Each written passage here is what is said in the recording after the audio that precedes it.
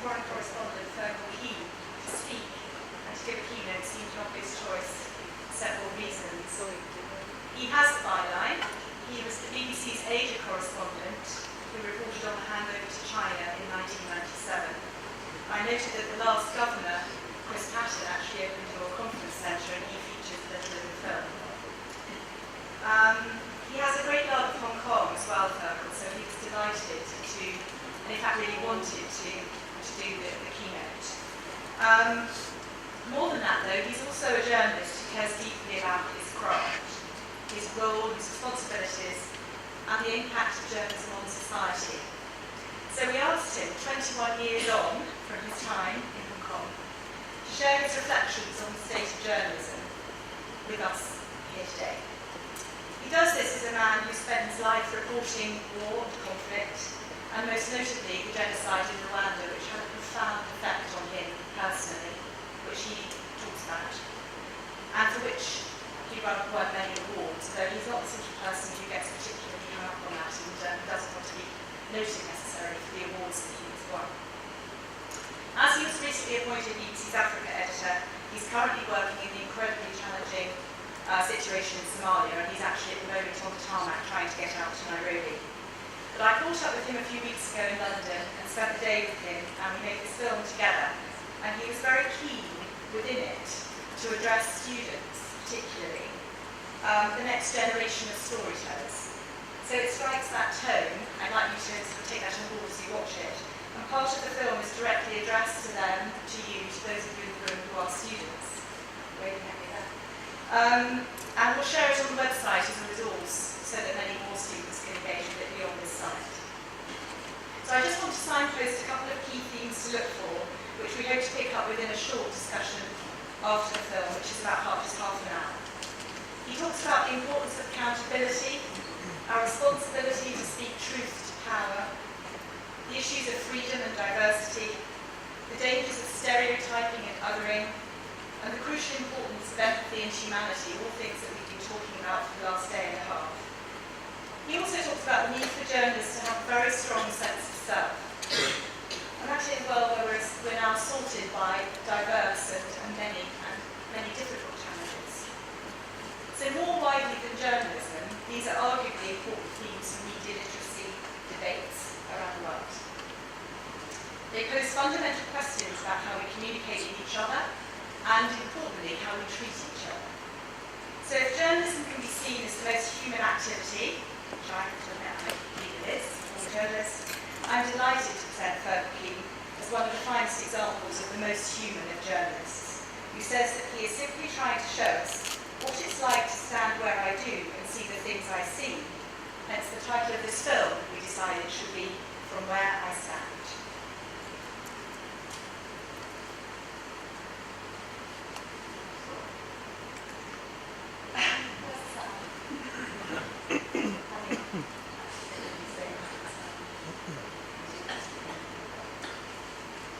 Our production's so slick.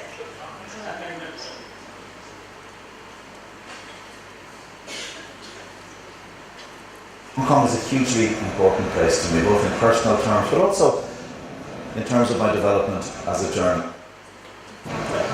Good afternoon to all of you in Hong Kong. I really do wish I could be with you, but I'm there in spirit. Hong Kong is a hugely important place to me, both in personal terms, but also in terms of my development as a journalist. It's worth, I think, beginning by telling you what brought me to Hong Kong, because prior to coming as Asia correspondent to this city, I was the BBC's Southern Africa correspondent. And I'd spent the previous year, 1994, I arrived late 94 in Hong Kong. I'd spent the previous year covering two of the most dramatic and tumultuous events of the 20th century.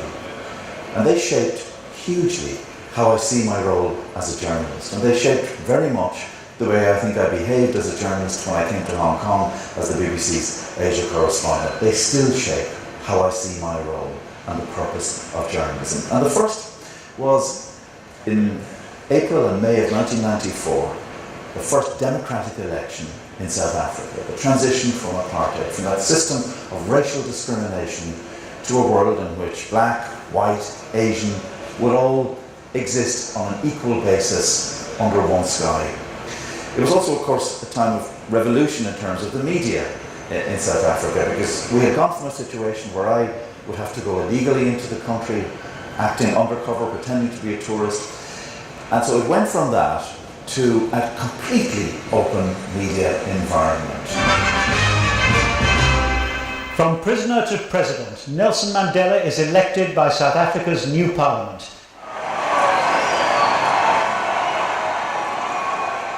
The people of South Africa have spoken in this election.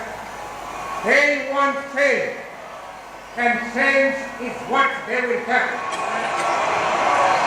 Views being aired that would have been unthinkable just a few years before that. Black people and white people calling into talk radio in South Africa and challenging each other, challenging how they saw the world. For the BBC, of course, this was a year in which they produced the first ever 24-hour radio, news radio. Now, nowadays, nearly 30 years later, when you think of talk radio, it just seems like a natural part of the landscape. But back then, 1994, this was revolutionary. And so we were able to convey the truth, the reality of the South African transition from apartheid to democracy, hour by hour, minute by minute. And it was a great privilege. We also had BBC World Television coming into its own for the first time. Now, as I say, it's something we take for granted as part of the media landscape. But back then, it was exciting for us to be able to stand in a township and broadcast live as these huge events unfolded all around us. And I was privileged to see the old flag of apartheid come down, to see the new flag of a new democracy going up, and to stand in Pretoria in May 1994 and watch Nelson Mandela being sworn in as president of a new South Africa. Now, here he was, yards away from me, swearing an oath to uphold democracy in this country, where for years, for decades, for centuries, people like him, by virtue of the colour of their skin, were told not that they were second-class citizens, but that they weren't citizens at all. And I was privileged to witness this. I was there to see the look of joy on the faces of people. It brought home to me the meaning of that word freedom. And there was something somebody said to me on the day of the elections in South Africa. It was a man called Simon Captain, who himself had been tortured by the security police. One of his children had been killed. And I said to him, "What does democracy mean to you? What does this day of voting mean to you?" And he looked at me and he said, "You know what it means?" He said, "Young man, today I became a human being once more." What a statement. It's stayed with me ever since. And if you ask me, at the very outset of all of this, what my role as a journalist is, it is about that. It is about amplifying and deepening our humanity, about respecting it in everything I write and I broadcast. Within a few days of that transformative experience in South Africa, I had a phone call from London, from a programme called Panorama on the BBC, which produces documentaries. And they said, "Look, there's trouble in a place called Rwanda, will you go there?" I was aware vaguely that there had been massacres, some footage of these killings had come into our offices, but I was so focused on South Africa, on the transition, that I didn't pay much attention, to be honest with you. And so I was utterly unprepared for what I found when I went into Rwanda with my team. And we did something that you don't really get a chance to do very much these days in journalism, certainly in television journalism, and that is we spent weeks without having to file reports every day, going around with our cameras, investigating, doing a very forensic job of trying to establish what the facts were. And what became quickly apparent to me was that the narrative which was being broadcast around the world of mindless tribal violence, as many people call it, as Francois Mitterrand, the president of France, described the killings there as just something that Africans do to each other, that this was an utterly false narrative. That what we were seeing, in fact, was a genocide, was a plan to exterminate an entire group of people based solely on their ethnicity. And as a journalist, it was, if South Africa was a moment of extraordinary elation for me,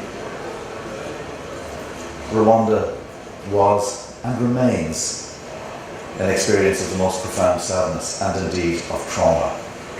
Nothing could have prepared me as a journalist for arriving in this country, which was empty of human beings, living human beings, but full of corpses. And wherever you went was the smell of death. And as disturbing as that was the hatred, because you knew that the people who had been killed, in very many cases, were killed by their own neighbours. People that they had gone to school with, people they'd grown up beside, people that they had worked in the fields beside, had turned on them. And now this comes to the heart of what I want to talk to you about today. Why did that happen?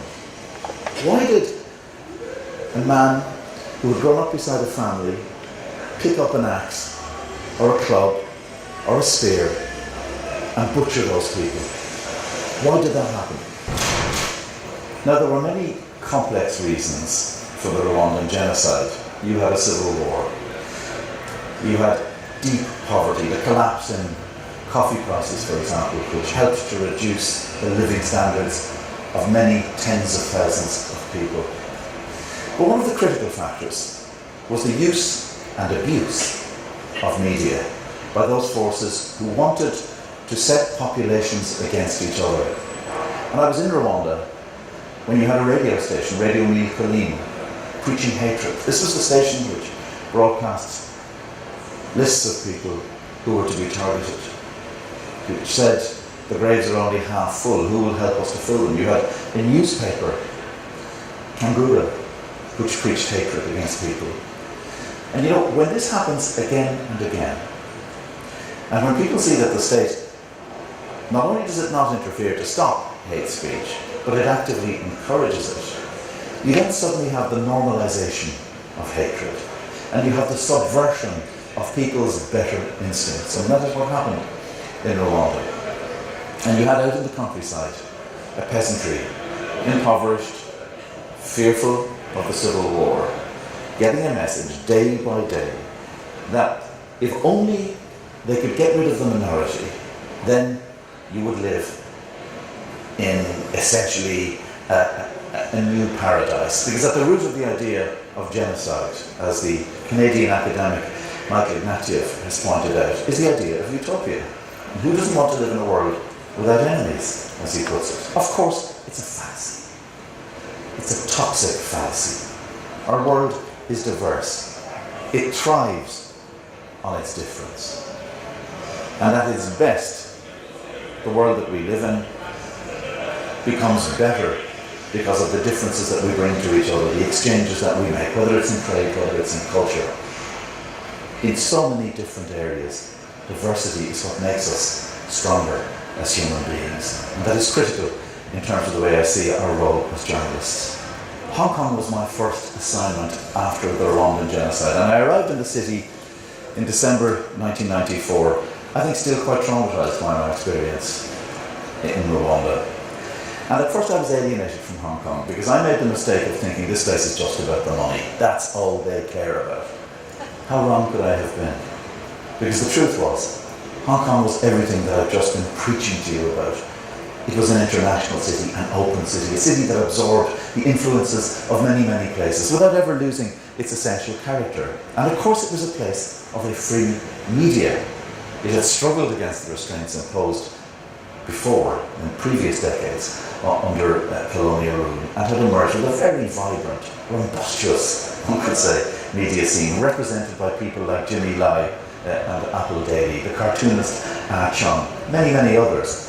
And I learned that doing a doorstep interview, for example, with the Hong Kong press could be one of the most hair-raising experiences of your life, because these were people who asked questions with vigour, with determination, and you really had to shout, you had to use your elbows to get in there.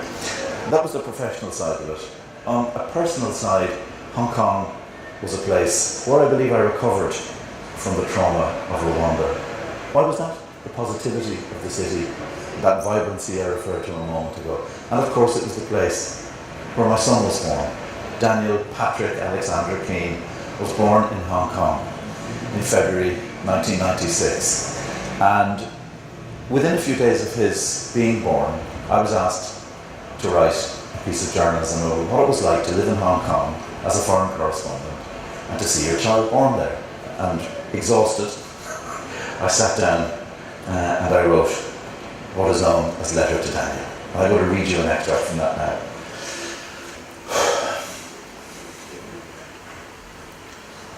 My dear son, it is 6 o'clock in the morning on the island of Hong Kong. You are asleep, cradled in my left arm, and I'm learning the art of one-handed typing. Your mother, more tired yet more happy than I've ever known her, is sound asleep in the room next door, and there is soft quiet in our apartment. Since you've arrived, days have melted into night and back again, and we are learning a new grammar. A long sentence whose punctuation marks are feeding and winding and nappy changing, and these occasional moments of quiet. When you're older, we'll tell you that you were born in Britain's last Asian colony in the lunar year of the pig, and that when we brought you home, the staff of our apartment block gathered to wish you well. It's a boy, so lucky, so lucky. We Chinese love boys, they told us. One man said you were the first baby to be born in the block in the year of the pig. This, he told us, was good feng shui. In other words, a positive sign for the building and everyone who lived there. Naturally, your mother and I were only too happy to believe that. We'd wanted you and waited for you, imagined you and dreamed about you. And now that you are here, no dream can do justice to you. Outside the window, below us on the harbour, the ferries are ploughing back and forth to Kowloon. Millions are already up and moving about, and the sun is slanting through the tower blocks and out onto the flat silver waters of the South China Sea. I can see the contrail of a jet over Lama Island, and somewhere out there, the last stars flickering to the other side of the world. Now that's just an extract from the letter to Daniel. And as I said, I had misgivings when I was first asked to do that broadcast, because I wasn't sure really about the place of the personal in my journalistic work. And that view was shared by a small group of critics who used their columns and their radio reviews to attack me, and saying that absolutely not, no way should a journalist ever reflect their own personal experience. But I answered that by saying the programme for which I was reporting, the BBC's From Our Own Correspondent, one of our most long-established and most loved programmes, had as its specific mandate the idea that journalists would go behind the facts and would try to tell you something about their own personal experiences in the societies in which they lived. And I think that's an incredibly valuable thing. So many people came to me with their own experiences and talked about what the letter had evoked for them. Would I do the same thing now as a journalist? You bet. Absolutely. Because the key test for me was I true to my own experience? During the letter, I haven't read these parts to you, but I urge you to go online where it's available and read it. Type in letter to Daniel, Fergal, Keane, and you can read it. Because in the letter I also talk about my experience as a journalist in conflict zones and what I saw happening to children in conflict zones. And I related that to my own experiences as a child growing up in a home which was a conflict zone. I grew up in a house which was a war zone, and it was caused by the violence related to alcoholism. And so I was true, I was genuine, and I tried to speak from the heart as well as the brain. I wrote that letter in 1996, February 1996, when Daniel was born. The following year, Hong Kong ceased to be a British colony, and I reported on the handover. Back then, Hong Kong was a desolate and forlorn place, the most improbable of all Britain's imperial adventures, and yet it was to become the Empire's brightest prize.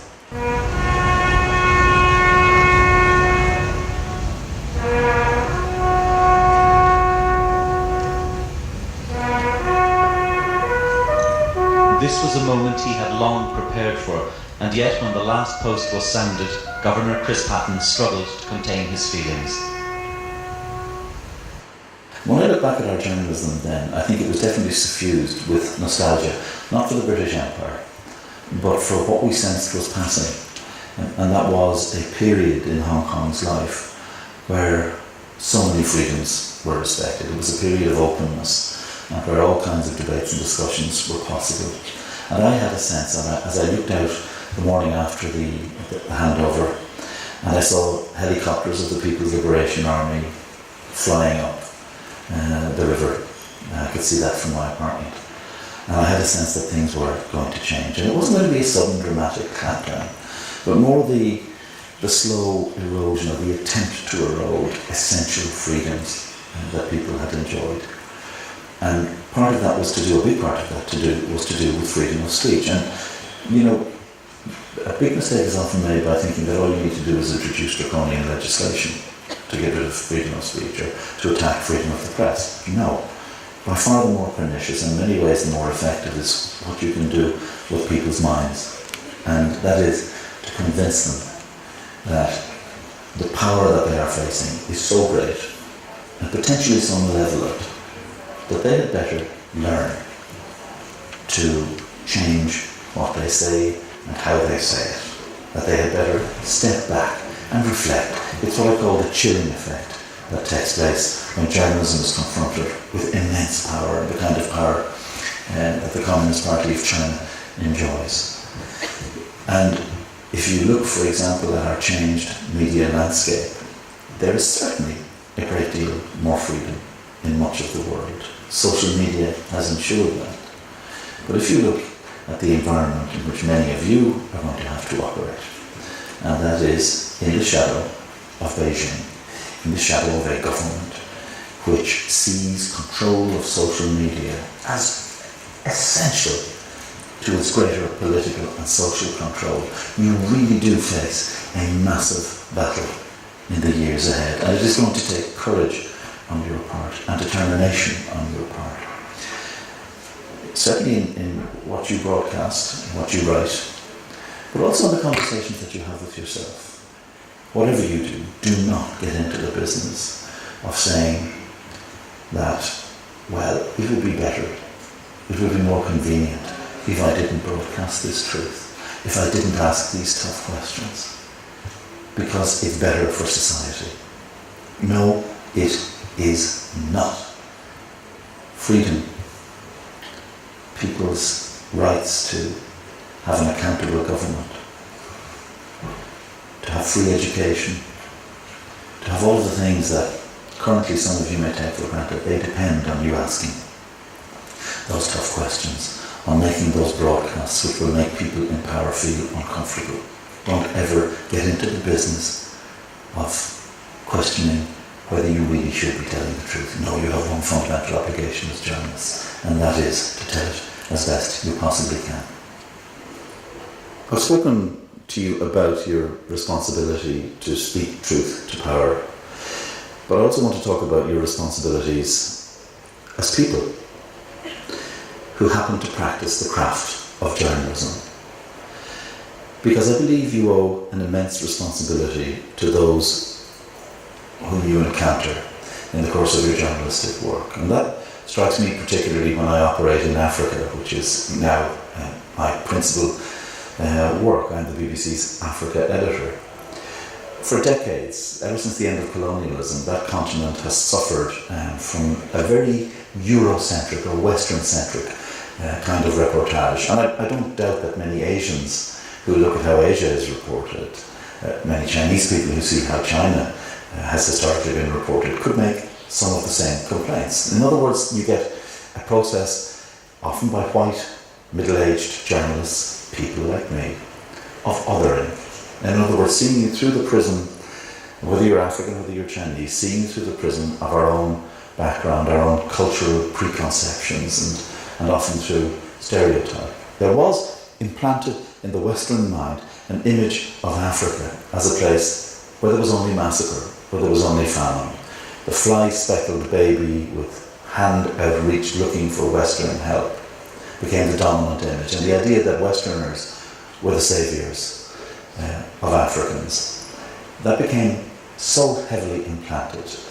And I see a huge part of my job now as countering those kind of stereotypes, as changing, helping to change the narrative. Because I do believe as journalists there is a social and an historic obligation. Crucial to that, one of the most important things that's happened in my experience as a journalist is that I'm now challenged. I'm called to order by people who see my journalism, who read what I write. Because when I first went reporting in Africa, for example, in the mid-1980s, I could go to an African country, I could produce a television or a radio report, and there would be no comeback. Social media didn't exist at that time.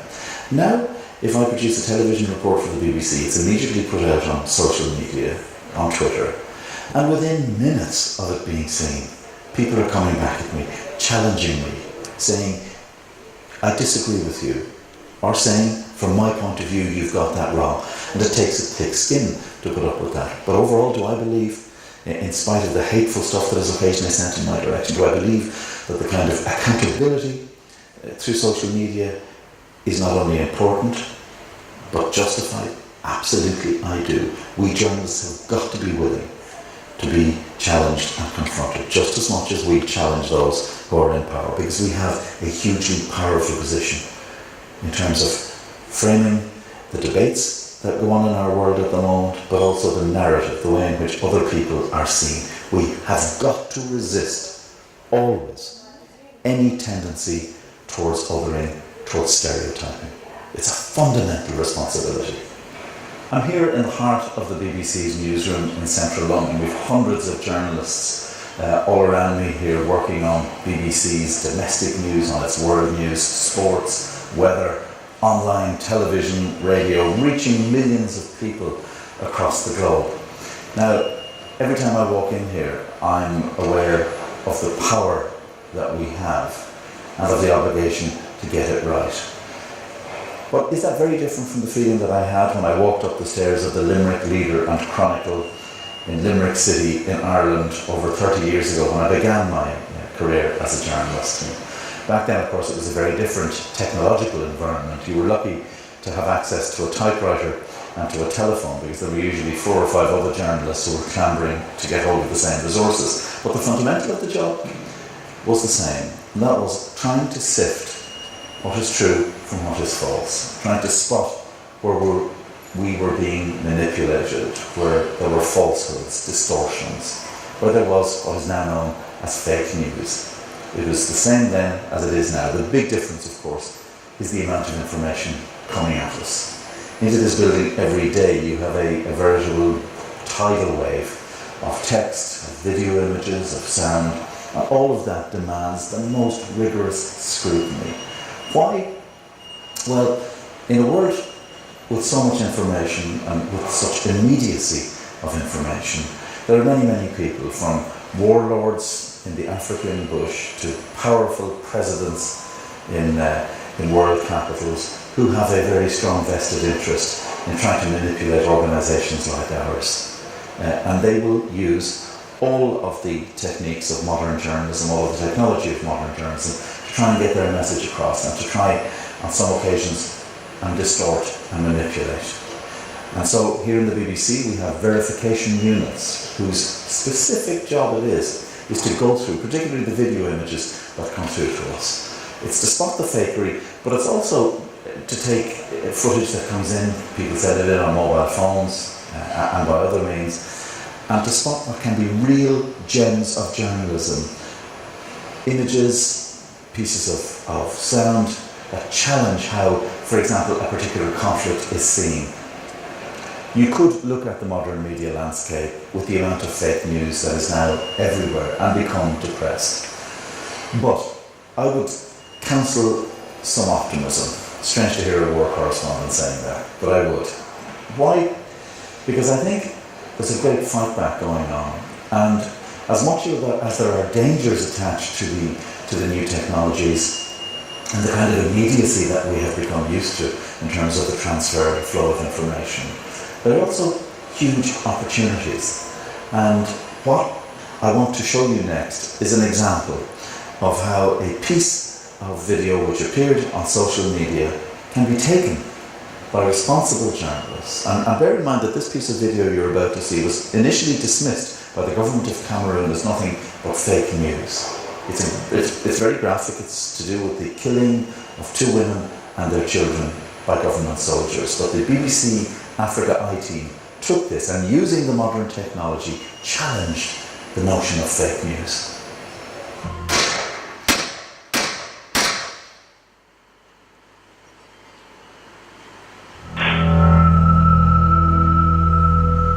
This looks like the kind of dusty, anonymous track that could be anywhere in the Sahel. But the first 40 seconds of the film capture a mountain range with a distinctive profile. We spent hours trying to match this range to the topography of northern Cameroon.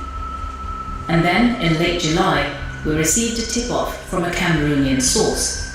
Have you looked at the area near Zelevet? Close to the town of Zelevet, we found a match for the ridgeline. It places the scene on a dirt road just outside a village called Kraomafa. A few hundred meters away is the border with Nigeria. The video also reveals other details that can be matched precisely to what we see on the satellite imagery. This track, these buildings, and these trees. Putting all this evidence together, we can say with certainty that the killings took place here. I've come outside now, and this is the statue of George Orwell in front of BBC headquarters. And George Orwell, of course, the author of books like 1984, Animal Farm, great classics of English literature. And also, of course, a wonderful essayist and theorist on the role of journalism, particularly in societies which are under siege from totalitarian thought. Orwell famously said, and it's written here, inscribed in the stone beside his statue, if liberty means anything at all, it means the right to tell people what they do not wish to hear.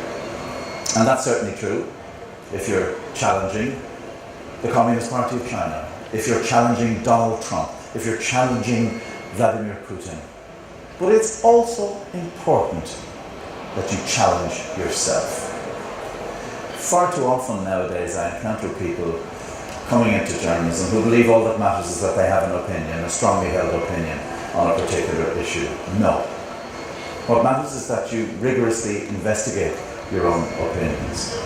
Is that you take what you believe and you subject it to forensic examination, because your opinion only really matters when you've taken it out, taken it apart, when you've critically tried to see things from the point of view of the other person. That's why I believe empathy is hugely important in journalism, and I've spoken about that, the value of empathy.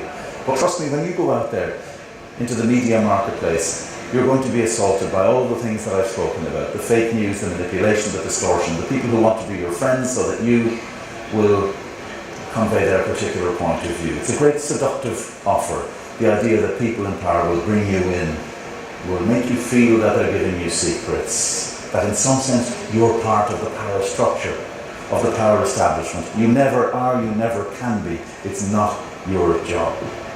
From where I stand now, I see certainly a media landscape that is full of pitfalls, full of dangers.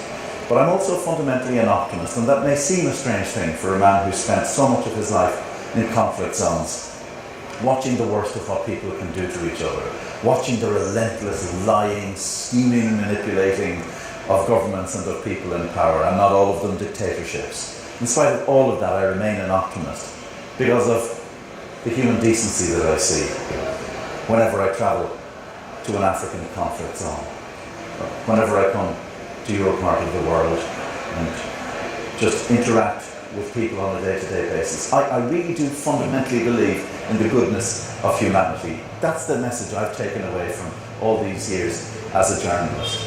And your role as journalists is to uphold that goodness, is to deepen our decency, our sense of connection across the world, across cultures.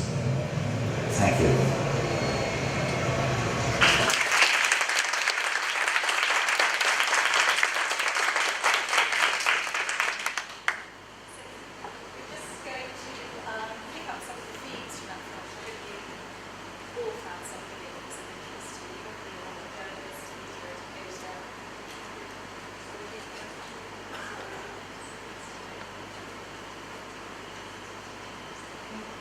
Sorry. Yes, I just hope that all of you in the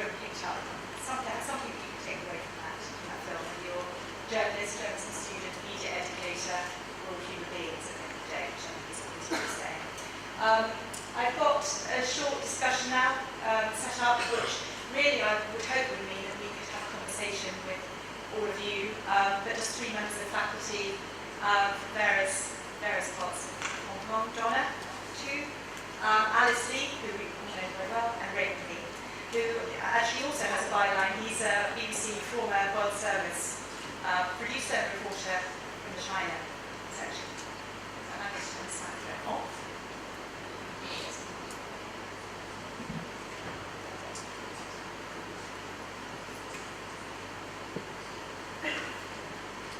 So I thought we'd start just by,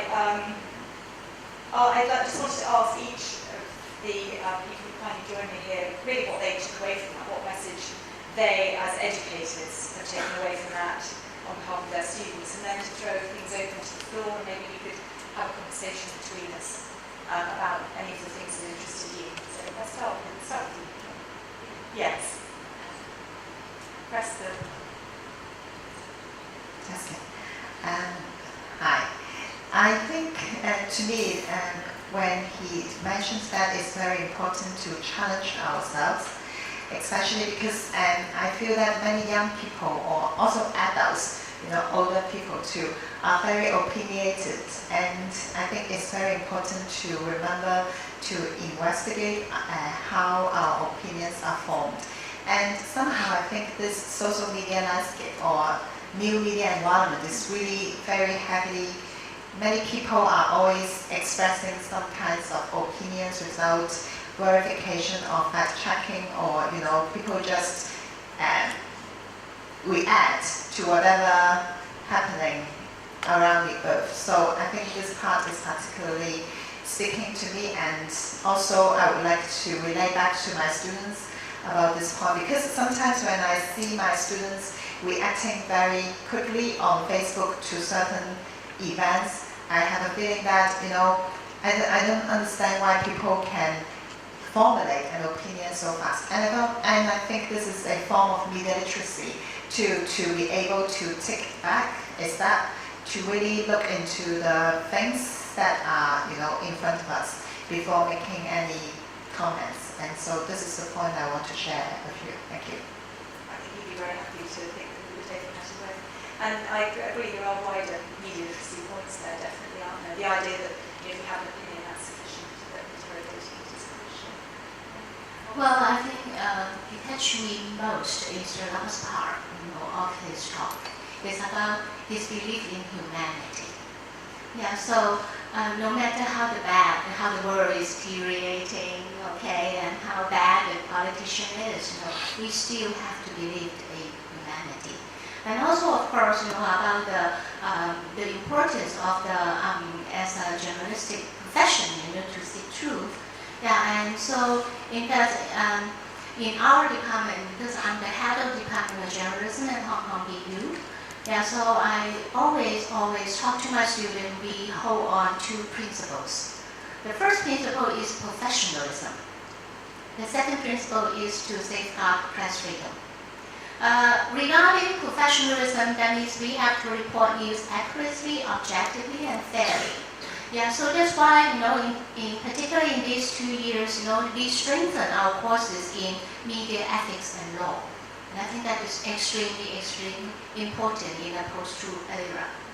And then regarding safeguarding press freedom, as the department head, because in our department we have a number of student publications as their practicum, So I always remind myself I never, as a publisher, publisher of all those publications, I never say a word which story you can cover and which is not, right? So our students, I hope that they enjoy their editorial independence in schools, so that when they go out, they know it is so important, to be independent. Well, first of all, I think compared with the two panelists, and I'm the media educator with the least experience. Because actually I only joined HKBU 2 years ago, after spending 25 years with the BBC in London. I think to me, in a way, I still feel I'm a part-time journalist and a part-time media educator, I would say. I totally agree with what Alice just mentioned. Although Fergal mentioned quite a few words in his video, talk about power, talk about accountability, talk about obligation. But to me, I think the most important thing is professionalism. I totally agree. And I think every time and in the class, I try to remind my journalism students, it's not about who you are. It's more about what you are, what job you are in, basically. So by bearing that in mind, in a way, you try to reduce your own ego or emotion, which of course we are human beings, we all have that kind of thing, and try to be actually thinking and setting up kind of a mentality as a professional journalist. So you need to be impartial rather than to be kind of reading and going into the story as kind of a human being. Thank you. I think one of the things that Fergal will probably say in response to that is, whilst yes, you don't show your own emotions, you also don't completely hide them. And I think there's quite a shift now in terms of engaging with audiences and those that we are reporting. The idea of, he's very, very keen on the idea of being very close to those that you report on, rather than sort of talking down to people, hence what he talked about in terms of othering and stereotyping, so allowing the voices of those that you are reporting on to be heard rather than your own, to your report about UK news, definitely. I think it would be really interesting if we could, if there are some microphones that could go around the room. Are there any spare microphones? If we could get observations, they don't have to be questions because we're not Fergal Keane, but just observations from the film, things that struck you, themes that we can maybe draw out of it, which as educators we feel are interesting to us, or as perhaps to us. Thank you. This is a response to this fantastic and deeply moving keynote presentation by Fergal, and in which he really highlighted all of these key elements of values of journalism and professionalism, and always telling the truth and defending press freedom, which is what we at UNESCO promote as the only specialized agency promoting freedom of expression and access to information. And it is a coincidence because he repeatedly said, let's speak the truth. And today, the 2nd of November, is actually the International Day to End Impunity of crimes against journalists, which is a day that UNESCO proposed to the UN General Assembly and got approved in 2013. So since then, every year, this day, we celebrate globally. We mark this day by organizing different kind of advocacy and awareness-raising events. So I just wanted to share this. And in the past 10 years, over 1,000 journalists have died all over the world due to their profession, due to their responsibility to inform citizens. So there's a lot we can do in terms of defending, safeguarding, or the safety of journalists and promoting, freedom of expression. Thank you. Thank you. Anyone else? Any other thoughts arising from the film? Any journalism students here? Any students of journalism? No? So the direct messages to your students, you say the things that you could take away from that. Were there any aspects of it which were surprising to you, or did you think his emphasis on humanity and empathy was something that there's a tension between that and talking about objectivity and partiality, keeping a distance? What were your feelings about that? I think it's a matter of striking the right balance, I guess, yeah. Because we are human beings, of course. We will have our own thoughts and our own ideas and our way of seeing things. But then I think it's very much about how to kind of try to include all different views, not just your own, and try to reflect what's actually going on, rather than you are kind of subjective and views on it.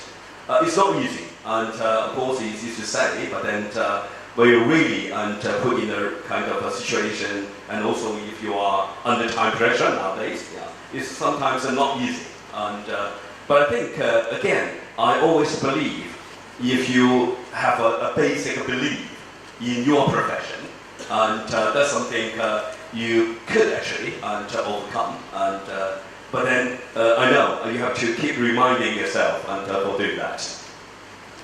Donna, I was just going to say, in terms of you, because you're going to speak next, in terms of media literacy, whether you feel that's a route to a more literate audience as well as a more literate journalism, if you like. But I want to respond to that. Yes, that's what I think you have to express.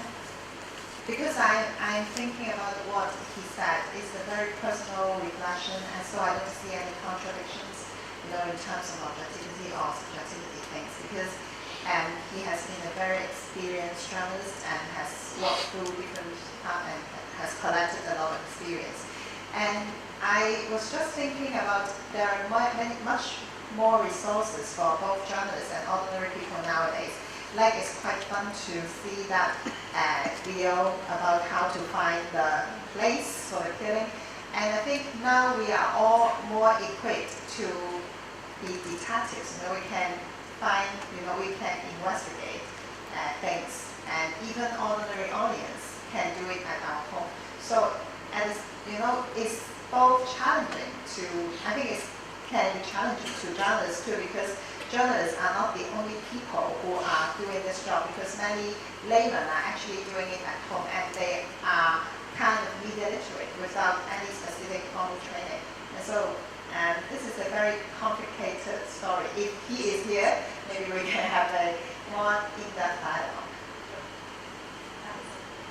Well, so when we talk about how journalistic training, journalistic education, we always, lately we always pay attention to the technological environment, how to meet the digital challenge, the change of the technology. But I think we have to also need to pay attention to the changing nature of our young people, the next generation. Their generation is very different from ours. If you do journalistic training 20 or 30 years ago, it is not like this. So when we train, not because of the content, it's the sentiment of the student.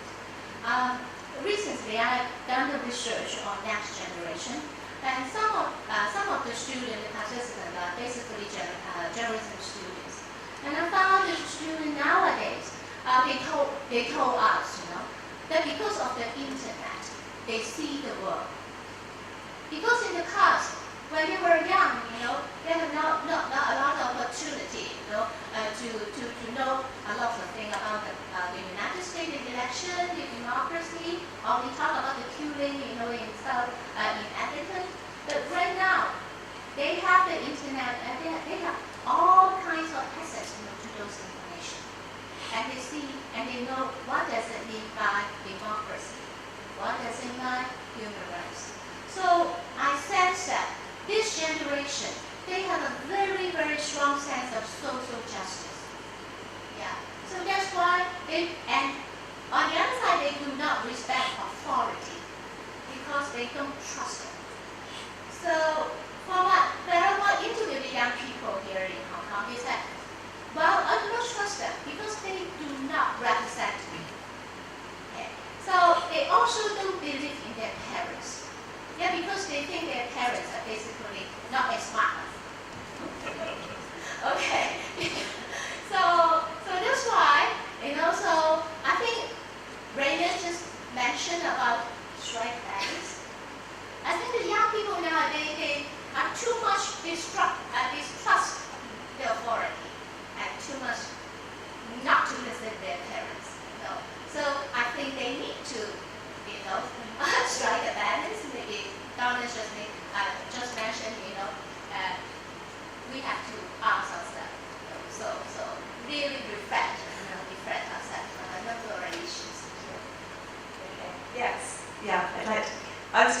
one thing in response to that. I think what I hope you might take away from Fergal was very much that he would agree, I'm sure, about the sense of social justice, and it's about investing the confidence and ability in the next generation of journalists to be the human beings that they are and to rely on their own sense of social justice, their own awareness of decency, their own ideas, but yes, to interrogate them and challenge them, and as he says, take them apart and put them back together again. So as long as that's going on, then that questioning is something to definitely capture. Do you have a microphone? Hello. Good. I was walking to Phil. Do you mind if I'm a bit provocative? Be provocative. Okay. You talked a wonderful speech, a very progressive kind of thing, and a very eulogising take on the role of the journalist. One of the roles that we have as media academics is to hold journalism to account. Journalism as a profession, to put it into the spotlight. And he wasn't really speaking to us, I think, he was speaking to journalists. And he was talking about us journalists holding truth to power. We've got to remember that power makes truth. Journalism has been part of some of the most terrible cover-ups we've seen for a long time as part of the complicity in the 2007 financial crash. Financial journalism didn't hold the banks to account.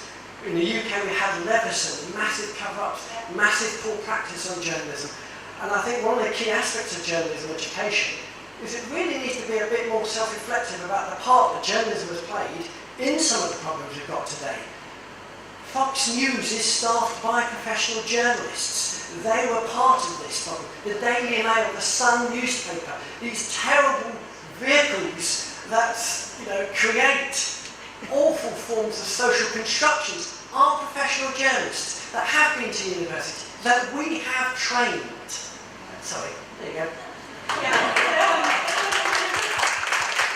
I don't disagree with you. We've been discussing a lot of these things. And I think I would disagree that whilst he was seeking to address journalism students and the people who are educating them, because he is a journalist, so he would have tried to talk to people who are teaching film. I think there are points about being media literate in there which are relevant to everyone in the room, and I think to any human being who's a media educator. So I would beg to differ personally slightly with that, and I think he probably refers here. And I also, the idea of eulogising, I think, is something that he absolutely would not see himself as doing, and not romanticising it. And in fact, he's one of the least institutionalised people, even though he spent his life at the BBC. I think he's very, very critical and questioning even of the institutions that he works for. So I would put that out there on his behalf, since he's not here to speak for himself. But just to pick up on your other points, I think it'd be interesting for the panel to debate those. But I think I don't think there's a lack of awareness of what journalism has done wrong now. I think, in fact, there's a very clear awareness of where journalism has gone wrong, and a desire to show or to encourage people to think about how the basic things we do as human beings can lead to really very good journalism. So I think that would probably be his core message. But I'd love to see what other people think about that. You provoked a reaction. I like your question.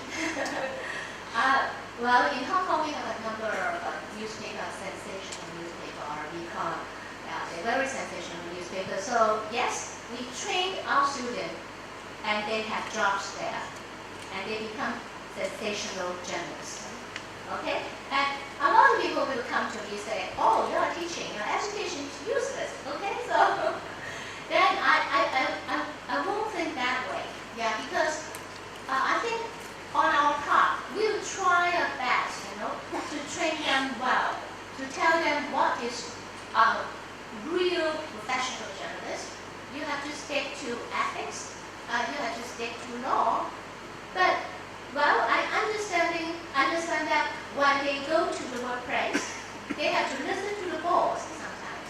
They have to comply with the editorial standard of that organizations. No, then I will tell them everyone should have a principle and bottom line. Okay? You cannot fix your bottom line. I think if it sets your bottom line, cross your bottom line, you should quit. Okay? And that's one thing. And we still work very hard to train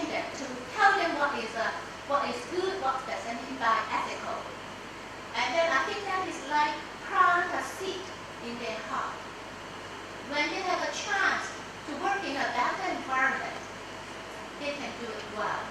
Yeah, so that is the way. I think that's really important, and he's talking about the confidence of having a sense of self, which should mean that, you know, we can stand up to the editor who tells us to do things that we don't think are right. So.